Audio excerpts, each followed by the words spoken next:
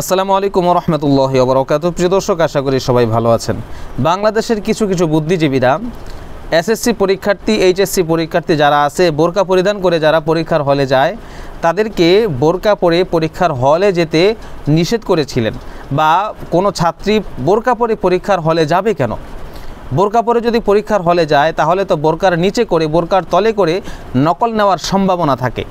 তাদের এই যুক্তিতে তারা পরীক্ষার হলের মধ্যে বোরকা পরে যেতে নিষেধ করেছিলেন। এখন এই নিষেধ করার পর এখন ধরা খাচ্ছে যে অন্তর্বাসের ভিতরে করে তারা নকল নিয়ে পরীক্ষার হলের মধ্যে প্রবেশ করছে। আচ্ছা, যেই বুদ্ধিজীবীরা বোরকার তলে করে নকল নেওয়ার কারণে বোরকা নিষিদ্ধ করেছিল, এখন অন্তর্বাসের তলে যে আপনার এই নকল ধরা খাচ্ছে বা নকল নিয়ে যাচ্ছে, এখন কি আপনারা এটাকেও নিষিদ্ধ করবেন? এটার ব্যাপারে কোনো কথা বলবেন? মনে হয়তো এটার ব্যাপারে কোনো কথা বলতে পারবেন না, কারণ এটার ব্যাপারে যদি কথা বলেন তাহলে নারীবাদীরা আবার আপনাদের একেবারে অবস্থা খারাপ করে ফেলবে। তো আপনারা যে এই যে বোরকার বিরোধিতা করলেন নকলকে দূর করার জন্য, নকলকে প্রতিহত করার জন্য, তো এখন কি আপনারা নকলকে প্রতিহত করতে পেরেছেন বোরকার বিরোধিতা করে? করতে পারেন নাই। আসলে বোরকার বিরোধিতা করে কোনো লাভ নাই, আপনারা নকল ঠেকাতে পারবেন না। আপনারা ছাত্রছাত্রীদের মেন্টালিটিকে পরিবর্তন করে দেন, দেখবেন আপনার যদি কেউ বোরকা নাও পড়ে অথবা বোরকা পড়ে, সে নকল করবে না।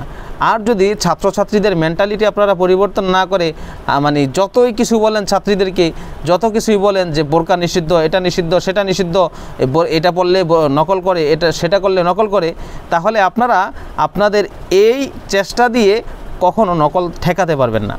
তাদের আগে মেন্টালিটি পরিবর্তন করুন, আপনাদের মেন্টালিটিও পরিবর্তন করুন। আপনারা তো এই যে বোরকার বিরোধিতা করেন শুধুমাত্র এই কারণে যে আপনাদের একটা কথার কারণে হয়তো আপনাদের দাদারা খুশি হতে পারে, আপনার দাদাবাবুরা খুশি হতে পারে। তো এই যে দাদাবাবুদেরকে খুশি করতে যায়া 90% মুসলমানের রাষ্ট্রে যে মুসলমানদের মনের মধ্যে আঘাত করেন, এগুলা কি আপনাদের কাছে ভালো লাগে নাকি?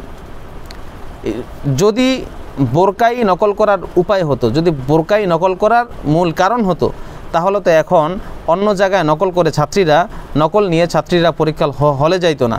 তো এখন পরীক্ষার হলে অন্যভাবে নকল নিয়ে যাচ্ছে কেন? এখন কিছু বলা হচ্ছে না কেন?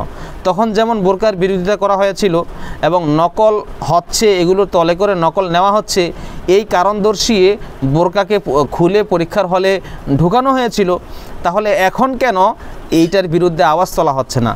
এইটার বিরুদ্ধে সেই তখনকার বুদ্ধিজীবীরা কথা বলছে না। এখন কি তাদের মুখের মধ্যে ট্যাপ লেগে আছে বা গাম লেগে আছে যে এখন তারা কথা বলতে পারছে না? আসলে তাদের এখনও কথা বলা উচিত। তারা এখন আর কথা বলতে পারবে না, কারণ তাদের যুক্তি এখানে ঠেকে গেছে। তাদের যুক্তিটা এখানে ঠেকে যাওয়ার কারণে তারা এখন আর কোনো কথা বলছে না, এখন আর কিছু করতে পারছে না। এজন্য আমি একটা কথা বলি, আসলে বোরকা কোনো সমস্যা না, সমস্যা হচ্ছে তাদের মেন্টালিটি এবং তাদের মনের মধ্যে সমস্যা।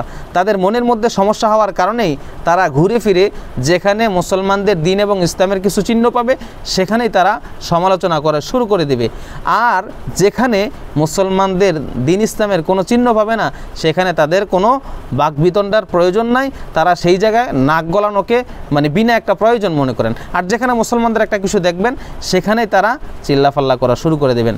তো যারা এই যে বোরকার বিরোধিতা করেছিলেন, এখন আপনারা এই যে অন্তর্বাসের ভিতরে করে যে নকল নেওয়া হচ্ছে, এইটাকে প্রতিহত করে আপনারা প্রমাণ করেন যে আপনারা আসলে নকল বিরোধী, আপনারা বোরকা বিরোধী নয়, সেটা আপনারা প্রমাণ করে দেন।